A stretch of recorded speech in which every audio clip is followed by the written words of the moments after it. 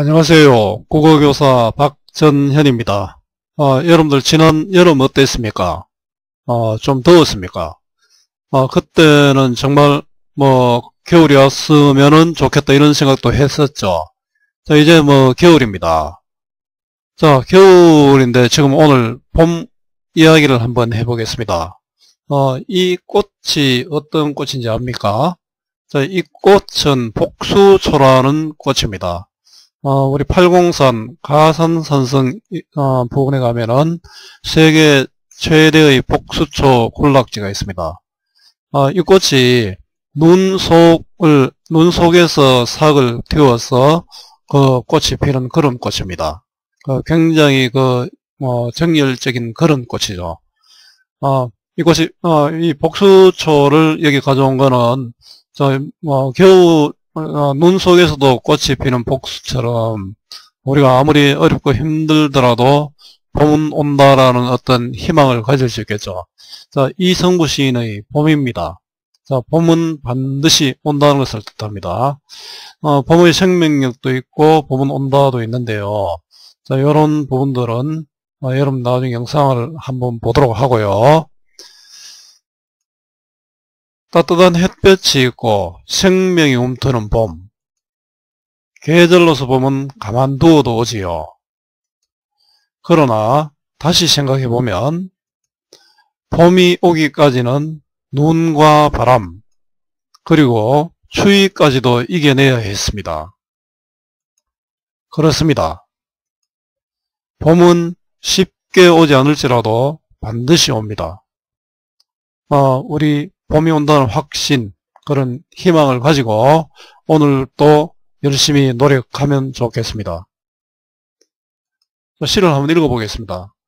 기다리지 않아도 오고 기다림마저 잃었을 때에도 너는 온다.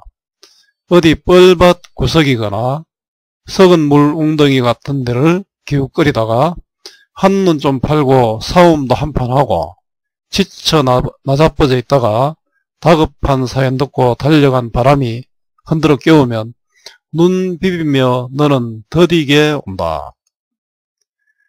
더디게 마침내 올 것이 온다. 너를 보면 눈부셔 일어나 맞이할 수가 없다. 입을 열어 외치지만 소리는 굳어 나는 아무것도 미리 알릴 수가 없다. 가까스로 두 팔을 벌려 껴안아보는 너. 먼 데서 이기고 돌아온 사람아. 선생님 목소리가 그런데요. 여러분들 좀 더 고운 목소리로 많이 읽어보기 바랍니다. 시를 한번 만나보겠습니다. 기다리지 않아도 오고. 이건 자연의 섭리죠. 우리나라는 사계절이 있으면 봄, 여름, 가을, 겨울이 이렇게 순환되면서 찾아옵니다. 기다림마저 잃었을 때에도 너는 온다. 기다림마저 잃었을 때. 이거는 굉장히 절망적 상황이죠. 이런 절망적 상황에서도 너는 온다. 너는 봄을 너로 표현해 있으니까 의인법이죠. 봄을 내 친구 사람처럼 대접했지 않습니까? 자, 봄이 올 것이라는 믿음이 나타납니다. 자, 봄이 오는 당위성이 드러나죠. 당위성은 마땅히 그러하다라는 그런 뜻입니다. 어디 뻘밭 구석이거나, 자, 지금 관로한 게 있는데요. 뻘밭에 빠지면 힘들잖아요. 그래, 관로한 게 몇 개 나오나, 2개 더 나올 겁니다. 고난, 시련, 역경을 뜻합니다. 썩은 물 웅덩이 같은 데를 기웃거리다가, 자, 뻘밭에 빠지기도 하고, 썩은 물 웅덩이를 지나기도 하고 한눈 좀 팔고 사움도 한판 하고. 자, 이 봄이라는 것이 지금 내게 오는 봄이라는 것이 이런 고난 시련 어려운 일을 이렇게 겪어내고 오죠. 아주 순수하고 깨끗한 그런 것보다는 우리들이 겪는 그런 일들을 만나고 옵니다. 지쳐 나자빠져 있다가, 이건 내가 지쳐 나자빠지는 게 아니고, 자, 봄이 지쳐 나자빠져 있는 거죠. 그 주체가 봄입니다. 역시 의인법입니다. 다급한 사연을 듣고 달려간 바람. 우리 보통 보면은 시에서 바람은 어떤 어려움, 시련 이런 걸 뜻하잖아요. 그런데 이 바람은 봄을 깨우는 역할을 하죠. 그래서 이 바람은 바로 사연, 봄에게 지금 이 사연을 전달해주고 있죠. 그래서 사연 전달의 매개체가 됩니다. 자, 이 바람은 긍정적인 이미지를 갖고 있겠죠. 흔들어 깨우면 눈 부비며 너는 더디게 온다. 자, 역시 의인법입니다. 쉽게 오지 않는다는 뜻이죠. 더디게 반복되고 있죠. 마침내 올 것이 온다. 더디게 반드시 온다는 뜻이죠. 자, 봄의 확신이 느껴집니다. 자, 여기까지는 더디게 오지만 마침내 오는 봄. 자, 봄이 오는 과정이 나타나 있습니다. 너를 보면 눈부셔. 자, 너는 봄인데요. 의인법이고요. 앞에 보면 뻘밭 구석이나 썩은 무릉덩이 한눈을 팔고 싸움도 하는 현실적 존재입니다. 우리 이상적 존재 같으면 아주 지금 현실과는 거리가 먼 순수하고 고귀하고 이런 건데, 이 봄은 우리와 같이 이런 싸움도 하고 이런 존재입니다. 자, 화자 순서가 바뀌는데요. 자, 이 봄은 오랜 기다림 끝에 오는 것이죠. 자, 오랜 기다림 끝에 오고요. 이걸 통해서 화자의 간절하고 절실한 기다림이 느껴집니다. 너를 보면 눈부셔. 일어나 맞이 갈 수 없다. 뭐 봄이 너무 기다리는데 오니까 사람이 좋은 사람이 막 반갑다고 이렇게 바로 말하기가 어렵지 않습니까? 입을 열어 외치지만 소리는 굳어. 나는 아무것도 미리 알릴 수가 없다. 자, 이거는 너무 감격스러워져. 오기는 왔는데 오니까 막 너무 고맙고 반가워서 얘기를 할 수 없다는 그런 뜻입니다. 가까스로, 말을 못하고 가까스로 두 팔을 벌려 껴안아보는, 자, 이거는 봄을 맞이하는 기쁨의 행동이죠.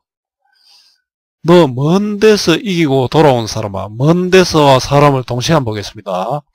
먼 데서는 온갖 어려움을 이겨내고 온 봄이지 않습니까? 자, 온갖 어려움을 이기고 돌아온 사람이니까 바로 봄 의인법이 쓰였습니다. 자, 봄에 대한 예찬적 태도가 나타납니다. 자, 봄을 맞이하는 감격과 기쁨이 이 부분에 나타납니다. 너무나 반가우니까 옳게 표현도 못하고 팔을 벌려 껴안아보는 행동을 하고 있습니다. 자, 정리를 한번 해보겠습니다. 갈래, 자유시고 서정시입니다. 자유로운 형식이고 개인의 감정, 마음을 담았죠. 예찬적이고, 자, 봄은 여러가지 상징적 의미가 있었죠. 이 시는 또 굉장히 희망적입니다. 어렵더라도 봄이 온다는 것을 확신하고 희망을 놓치지 않고 있지 않습니까? 이런 자세가 상당히 중요한 것 같습니다. 특징을 한번 보죠. 봄을 의인화하여 상징적 의미를 부여했다. 자, 의인법 되었고요. 봄은 다양한 의미가 있었습니다. 기다림의 대상이 바로 봄이죠. 또 봄은 반드시 오는 대상입니다. 봄은 반드시 올 것이라는 화자의 믿음을 단정적으로 온다 이렇게 표현했죠. 어조를 통해 강조를 했습니다. 즉 온다의 반복적 사용으로 또 간절함을 드러내고 있습니다. 자, 주제는 봄이 온다는 것에 대한 확신. 자, 다가올 새로운 세계에 대한 신념이 드러나 있습니다. 자, 활동을 한번 보겠습니다. 시상 전개에 따라 이 시의 주요 내용을 한번 정리해 보자입니다. 1에서 2행은 봄이 올 것이라는 믿음이 나타나 있고요. 3에서 10행은 더디게 오지만 마침내 오는 봄. 그 다음에 11에서 16행은 봄을 맞이하는 감격과 기쁨이 나타나 있습니다. 다음 구절을 중심으로 이 시에서 봄이 어떤 의미인지 말해보자. 자, 봄은 어떤 의미일까요? 자, 기다리지 않아도 오고 기다림마저 잃었을 때에도 너는 온다. 자, 너가 바로 봄이죠. 눈 부비며 너는 더디게 온다. 일단 기다리지 않아도 봄이 당연히 오는 거고요. 기다림마저 잃었을 때, 희망이 사라졌을 때도 너는 오고, 눈 부비며 너는 더디게 온다. 쉽게 오지 않는다는 뜻이죠. 그렇지만 반드시 옵니다. 자, 결국 이 시는 중심세제인 봄에 상징적 의미를 부여하고 있다. 자, 그러면 그 상징적 의미가 어떤 것인지 한번 볼까요? 더디더라도 반드시 오는 것입니다. 실제의 봄이고 또 화자가 간절히 바라는 어떤 대상일 수 있겠죠. 온갖 시련과 역경을 이겨낼 수 있는 사회적 가치라는 뜻도 있을 겁니다. 봄의 상징적 의미를 이렇게 정의할 수 있겠죠. 또 독재 시대를 끝내고 민주화된 시대가 오는 그런 시기라고도 할 수 있습니다.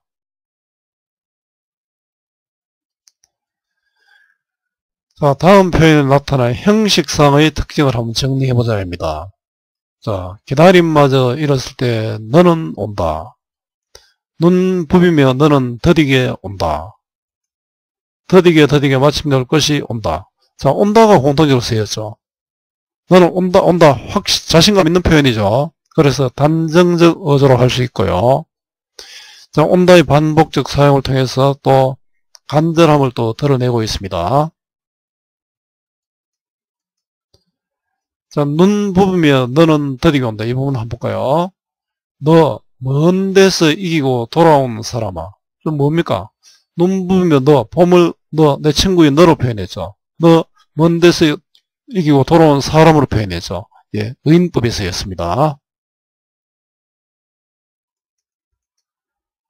이 시의 형식과 표현 방법을 활용하여 다음 활동을 해보자. 다음 물음에 대해 자신의 경험과 관련하여 생각해보고 간단하게 써보자. 자, 우리 결국은 이 시와 닮은 시를 한번 써보자는 그런 뜻인데요. 자, 패러디죠. 자, 우리 어떤 것을 모방하는 것은 기본적으로 공부도 되지만 어떤 글쓰기의 시작이 됩니다. 그래서 이제 글쓰기 시작할 때 먼저 다음 물음에 대해 자신의 경험과 관련하여 생각을 보고 간단하게 써보자. 이렇게 이끌어내는 거죠. 쓸거리를 이끌어내기 위한 문제입니다. 이 시의 봄처럼 내가 간절하게 기다리는 대상은 무엇인가? 여자친구? 남자친구? 여러 가지가 있겠죠.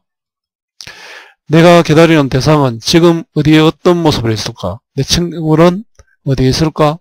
뭐 수능 대박, 학교 성적 만점. 자, 그게 어디서 어떤 모습으로 있을까요? 생각을 해보고요. 내가 기다리는 대상이 마침내 나에게 올 때는 어떻게 올까? 내가 기다리는 친구는 어떻게 올까? 수능 대박은 어떨까? 이런 여러 가지 생각할 수 있겠죠. 자, 문학 대박, 뭐 용돈, 친구, 건강, 뭐 여러 가지가 있겠죠. 자, 이런 것들이 어디서 내 친구들이 어떻게 하고 있는지를 생각하면서 한번 글을 써볼 수 있겠죠. 자, 이래서 생각한 내용을 바탕으로 무엇인가를 간절하게 기다리는 마음을 모방시로 써보자.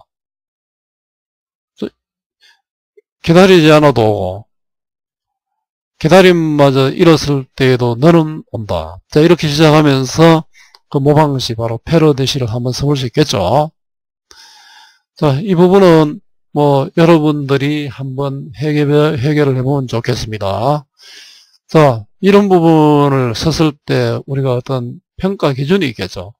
이런 점을 생각할 수 있을 것 같습니다. 원시의 리듬을 살렸는가?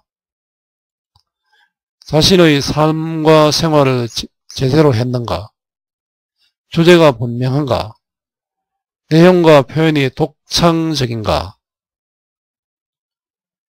자, 시의 운율감이 느껴지는가? 시의 행과 연의 구분이 있는가? 자, 이런 등을 기준으로 여러분들이 쓴 시를 평가한다고 생각하고 여러분들이 앞에서 생각한 내용을 봄과 유사한 형태의 시로 한번 적어 보기 바랍니다. 자, 이렇게 시로 적어 보는 것은 시 공부와 또 글쓰기의 기본이 됩니다.